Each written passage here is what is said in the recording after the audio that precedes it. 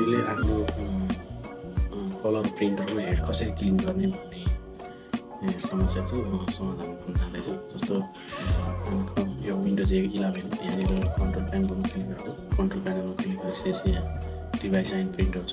Device and printer click गर्ने बित्तिकै यस्तो फिचर आउँछ।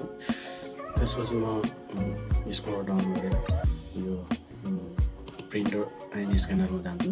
त्यसमा यहाँनिर हाम्रो इप्सन प्रिन्टरको चाहिँ त्यसको ओपन गर्छु। त्यसपछि यहाँनिर मोर डिभाइस एन्ड प्रिन्टर सेटिङमा गएर क्लिक गरिसके पछाडि मात्र हाम्रो विन्डोज 10 मा जस्तो फिचर ओपन हुन्छ। यहाँ मैले इप्सन L805 सिरिजको प्रिन्टरमा चाहिँ हेड क्लिन गर्न जाँदैछु। जस्तै यहाँनिर मैले प्रिन्टिङ प्रिफरेन्समा क्लिक गर्छु। जब म प्रिन्टिङ प्रिफरेन्समा क्लिक गर्छु यहाँनिर मेन्टेनेन्स भन्ने अप्सन आउँछ। यो मेन्टेनेन्स अप्सनमा गएर मैले यहाँनिर फर्स्टमा हामी नोजल चेक गर्न सक्छौँ हैन। नोजल चेक गर्ने फर्स्टमा हामी नोजल चेक गर्न सक्छौँ। यसरी नोजल चेक गर्दाखेरि चाहिँ हामी फर्स्टमा यसलाई नोजल चेकलाई चाहिँ हामी प्रिन्ट निकाल्न सक्छौँ। प्रिन्ट गइसके पछाडि हामी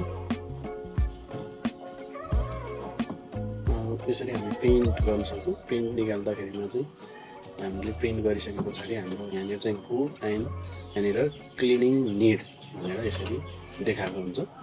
हामीले हाम्रो प्रिन्टरबाट चाहिँ पेपर आउट हुन्छ र हाम्रो हेड कतिको चाहिँ लाइनहरू ग्यापिङ छ भन्ने कुरा चाहिँ यहाँनिर देखाएको हुन्छ नोजल चेकबाट। जस्तो अब यहाँनिर चाहिँ नोजल चेकमा चाहिँ लाइनहरू अनक्लियर आयो, मतलब टुटेको आयो, कलरहरू चाहिँ बराबर आएन, 100% आएन भने चाहिँ हामीले चाहिँ अहिले यहाँबाट चाहिँ हामीलाई क्लिनिङ गर्न सक्छौँ। जस्तो यहाँनिर एकचोटि क्लिनिङ गरिदिएपछि स्टार्ट गर्छ। यहाँनिर स्टार्टमा थिच्दिने बित्तिकै हाम्रो हेड क्लिनिङ सुरु हुन्छ। यो प्रोसेसिङ सकिसकेपछि पनि हामीले एकचोटि हेडलाई चाहिँ क्लिन गर्न सक्छौँ।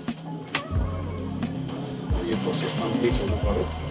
त्यसमा आफ्नो चाहिँ हरेक हेडले, जस्तो यो 6 हेडको प्रिन्टर हो भने 6 हेडको प्रिन्टरको चाहिँ पुरै हेड क्लिनिङ चाहिँ हेडलाई क्लिनिङ गर्छ यो प्रोसेसमा।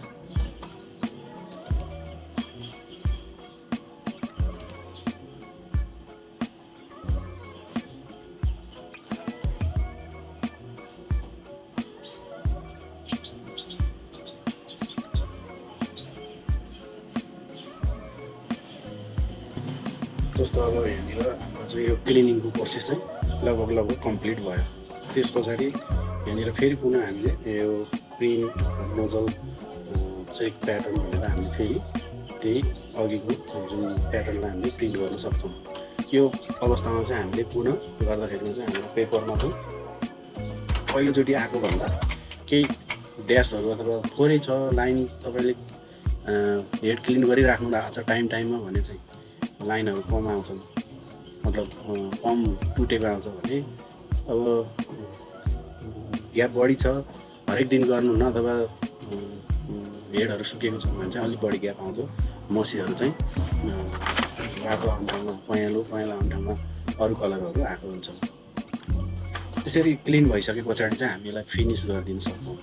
र यो हाम्रो चाहिँ हेड क्लिनको काम चाहिँ धेरै एकैदिनमा धेरै पटक नगर्ने, नत्र फेरि यता इम्प्याक्ट काउन्ट गर्छ अनि हाम्रो प्रिन्टरको चाहिँ अरू लाइटहरू ब्लिङ्किङ हुन्छ। र अहिलेलाई चाहिँ हामीले हेड क्लिन गरेर हाम्रो अक्षरमा आएको ड्यास लाइनहरूलाई चाहिँ हामी हटाउन सक्छौँ र राम्रो प्रिन्ट निकाल्न सक्छौँ। हस्, धन्यवाद, नमस्कार।